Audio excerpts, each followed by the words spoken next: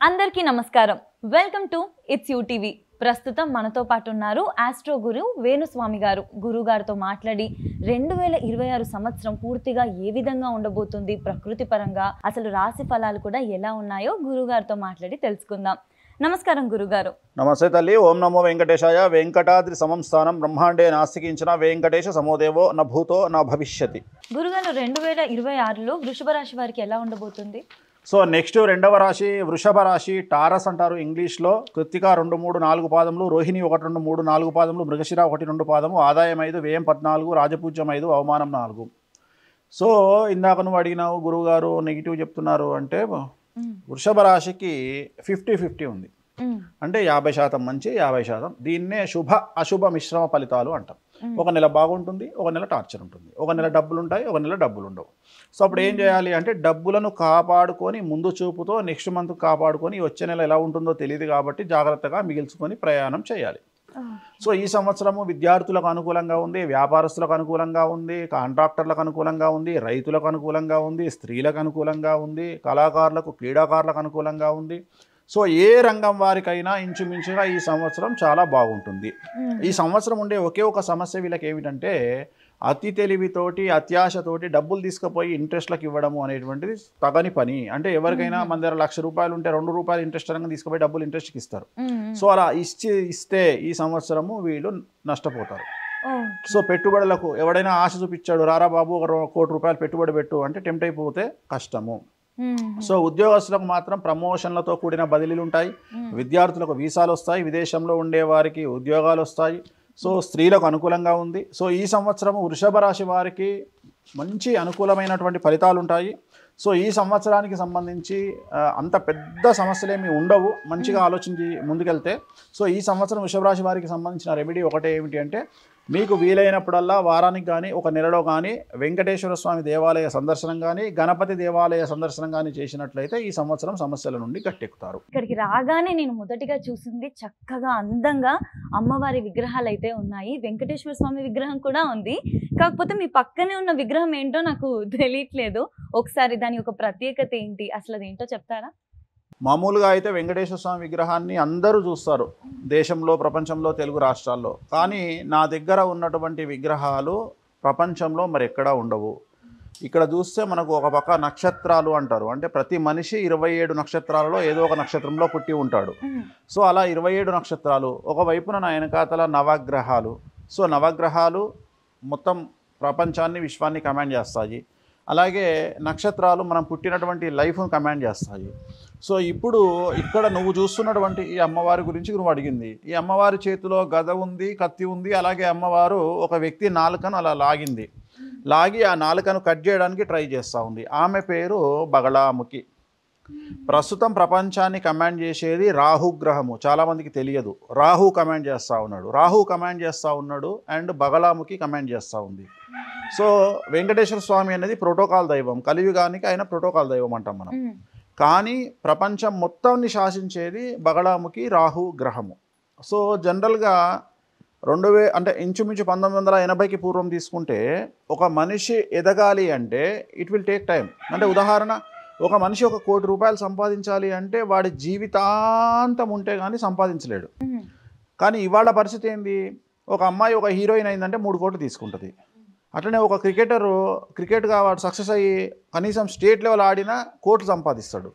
అలాగే అంతెందుకు, ఒక రియల్ ఎస్టేట్ వ్యాపారి 2 మంచి ఎకరాలు అమ్ముకుంటే 50 లక్షల కమిషన్ వస్తుంది. అలాగే ఒక గవర్నమెంట్ ఉద్యోగస్తుడు జీవితాంతం ఎంత కష్టపడ్డా అతని సంపాదన 2,50,00,000 నుండి 3 కోట్లు.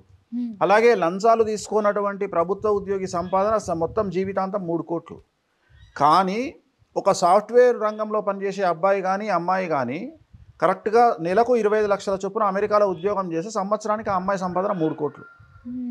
అంటే దీని అర్థం ఏంది, వీళ్ళు జీవితాంతం సంపాదించే సంపాదన ఆ అమ్మాయి ఒక సంవత్సరంలో, ఆ అబ్బాయి ఒక సంవత్సరంలో అమెరికాలో సంపాదిస్తున్నాడు. అంటే ఇక్కడ ఎంత లో చూస్తున్నామో అక్కడ ఎంత హై చూస్తున్నాము. సో దీన్ని డిసైడ్ చేసేది మనకు రాహుగ్రహం.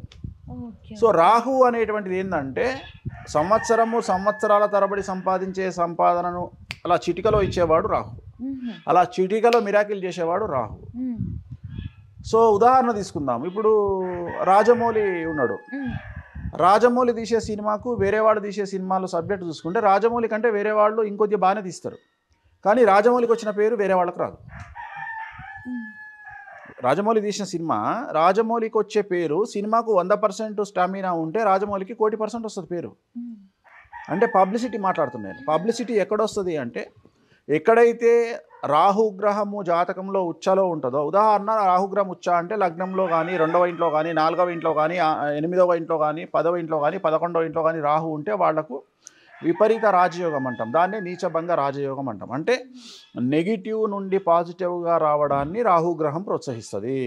సో అలాగే బగలాముఖి ప్రోత్సహిస్తుంది. కలియుగంలో నరదృష్టి ఎక్కువ. ఒక భార్యాభర్త కలిసి కారులో వెళ్తే ఏడ్చి చస్తారు, అట్లనే ఒక సినిమా హిట్ అయితే ఇంకొకళ్ళు ఏడ్చి చస్తారు, అట్లనే మనం కారు కొనుక్కుంటే మన పక్కింటోడు ఏడ్చి చస్తాడు. సో మన జీవితంలో మనం మంచి బట్టలు వేసుకుంటే ఏడ్చి చస్తారు. సో నీ జీవితంలో నువ్వు ఏం చేసినా నువ్వు డెవలప్ అయినవు అంటే ఒక మెట్టెదగానే చస్తారు జనాలు. సో ఇది కలియుగ ధర్మం. ఆ ధర్మాన్ని, ఆ ఏడుపును దెబ్బకొట్టేది బగలాముఖి అమ్మవారు. సో ఈమె చేతిలో ఏముంది అంటే ఓం క్లీం బగలాముఖీం సర్వదుష్టానాం వాచం ముఖం పదం స్తంభయ జిహ్వాం కీలయ బుద్ధిం వినాశయ క్లీం ఓం స్వాహ అంటే శత్రువులు, ఎవరైతే శత్రువులు అనేవాళ్ళు మన మీద నరఘోషతో ఉండొచ్చు, లీగల్ ఇష్యూస్లో మనల్ని వెంటాడొచ్చు, అంటే న్యాయపరమైన ల్యాండ్ పరమైన ఇబ్బందులు ఉండొచ్చు, అలాగే మనకు అప్పులిచ్చే వాళ్ళు అవ్వచ్చు, లేదా కోర్టు కేసుల్లో మనల్ని ఇరికించే వాళ్ళు అవ్వచ్చు, లేదా మనల్ని టార్గెట్ చేసి మన జీవితాన్ని నాశనం చేద్దామని ప్రయత్నం చేసేవాళ్ళు కావచ్చు. సో ఇలాంటి వాళ్ళందరినీ ఒకే ఒక్క దెబ్బతో వేటు వేసే అమ్మవారు బగలాముఖి అమ్మవారు. ఈమెని పూజిస్తే, ఈమెను ఎవరైతే పూజిస్తారో వాళ్ళ జోలికి వెళ్ళొద్దు అని శాస్త్రాలు చెప్తున్నాయి. సో బగలాముఖి అమ్మవారిని ఎవరైతే వామాచారంలో పూజిస్తారో, వామాచారము అంటే నేను చేసే ప్రాసెస్, నేను చేసే పూజలలో నాన్ వెజ్ ఉంటుంది, లిక్కర్ ఉంటుంది. సో అందుకని అలాంటి పూజలు చేసే వాళ్ళ జోలికి వెళ్ళకండి అని చెప్తుంది. అలాగే ఈ అమ్మవార్లను పూజించే వాళ్ళకు కూడా ఎక్స్ట్రీమ్ పవర్స్ ఉంటాయి. ఉదాహరణ నెగిటివ్ నుండి పాజిటివ్లోకి వెళ్తారు వాళ్ళ లైఫ్లో.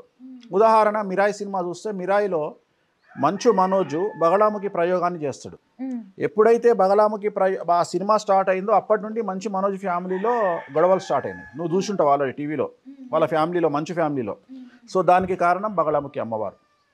అంటే నిన్ను సమాజంలోకి అలా తీసుకెళ్తుంది, చాలా ఎక్స్ట్రీమ్గా తీసుకెళ్తుంది, కానీ నెగిటివ్గా తీసుకెళ్తుంది, కానీ అల్టిమేట్గా నేను తీసుకెళ్ళి టాప్లో కూర్చోబెడుతుంది. అంటే నువ్వు ఆ వెళ్ళే ప్రాసెస్లో నీకు భయం ఉంటుంది. అంటే ఒక రాకెట్లో నువ్వు రీచ్ అయ్యే పొజిషన్, సునీత విలియమ్స్ ఉంది, రాకెట్లో వెళ్ళిన తర్వాత స్పేస్లోకి రీచ్ అయ్యే వరకు ఏదైతే ఫియర్ ఉంటుందో ఆ ఫియర్ను ఎప్పుడు కోల్పోతావు నువ్వు అంటే స్పేస్లో రీచ్ అయిన తర్వాత కోల్పోతావు. అప్పుడు నీకు పేరు స్టార్ట్ అవుతుంది, ఓ సునీత విలియమ్స్ తోపు.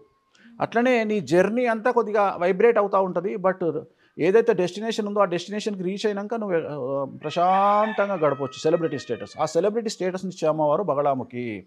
అలాగే మనకున్న శత్రువులను చీల్చి చెండాడే అమ్మవారు బగలాముఖి. వాడు ఎంత పెద్ద తోపు శత్రువు అయినా సరే వాడికి చుక్కలు చూపించే అమ్మవారు బగలాముఖి.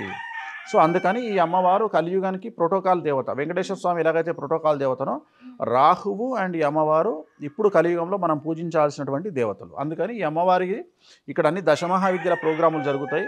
సో ఈ విగ్రహాలు ప్రపంచంలో మరి ఎక్కడా ఉండవు, నా దగ్గర మాత్రమే ఉంటాయి. పంచలోహ విగ్రహాలు ఎక్కడా లేవు ఇవి. సో మన దగ్గర చేసే పూజా కార్యక్రమాల కోసం ఈ విగ్రహాలను తెప్పించడం జరిగింది. ఆమె రాజశ్యామల, ఈమె బగలాముఖి, ఆ పక్కన శ్మశాన కాళి అండ్ శ్మశాన తార. సో ఇవన్నీ ఈ 4 విగ్రహాలు ఇక్కడ మన దగ్గర ఉంటాయి. వీటికి మనం అభిషేకాలు, పూజలు నిర్వహించి యజమానులు ఎవరైతే కోరుకుంటారో వాళ్ళ కోరికలు తీర్చడానికి వీటిని ఉపయోగిస్తాం.